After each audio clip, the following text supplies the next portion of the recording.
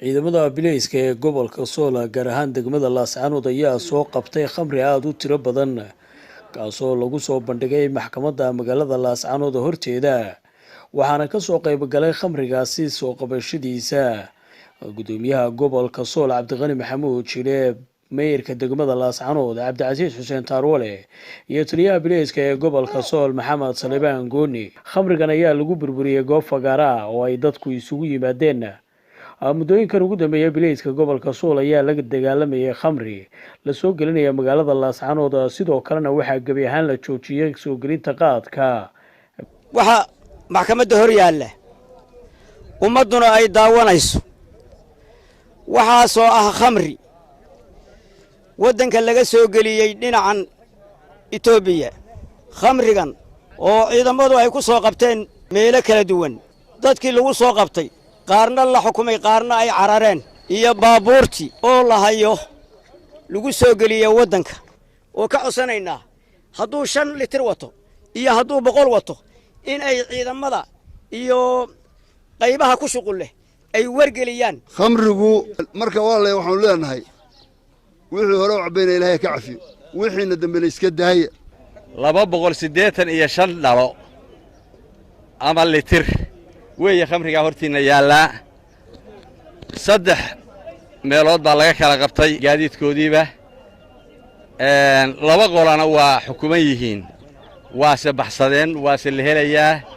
oo iyagoo maqan bay xukuman yihiin min 4 sano ay ku xukuman yihiin waa la helayaa iyagana waa rag la yaqaano gaadiidna waa laga hayaa saaka marka nuxurku waxa weeye war dadkii waxa maxaan ku raayay ku yaani ganacsanayado dadkii waxa ka shaqaysanayado wax kale ka shaqaysta cidii qaadan weyda cidii maxaan ku raayay yaani maqli weyda ciidanka booliiska way helayaan sida halkan aad ku aragtaan waxa yaala khamri dhan 285 dhalo oo ciidanka booliiska ee magaalada Laascaanood uu soo qabtay marka koowaad Ilaahay baan mahadnaqayaa marka labaad waxaan mahadnaqayaa taliyaha qaybta booliiska iyo ciidankiisa iyo saraakiishaba waxaan leeyahay hawl wacan baad qabateen iyadoo waliba lagu jiro waqtigii loo baahnaa oo ah bishii Ramadaan ee khayrka qabtay dadka khamriga soo qaaday waxaan leeyahay war Ilaahay ka boqo khamriga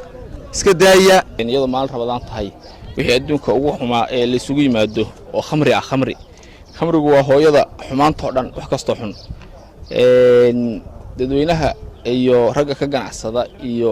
nimankaas oo dhan waxa leeyahay war Ilaahay ka yaaba bahalka iska daay bahalka Ilaahay waxa xarantimay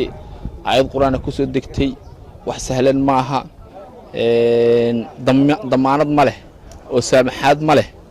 oo wanaag ma leh oo khayr ma leh bahalka iska daay Allahna doolinimo islaamaatiin khamriga ka fogaada Ilaahayna wad kaga fogaanaysan mid kale waa bil Ramadaan dambiga dhaca waa laba laaba sida khayrka loo laba laabo maxkamadda uu mahad celinay runtii ciidanka booliiska oo si adag ula dagaalamay khamriga soona qabtay soona ururiyay meel walbana ka keenay ilaa tuulo ilaa degmo ilaa caasimad ilaa guri intaba ugu galana ugu mahad celinaya waxaan leeyahay hawlka madaalooyin wali waa hogadii halka ka sii wada Fikri nolol SPC galada Laascaanood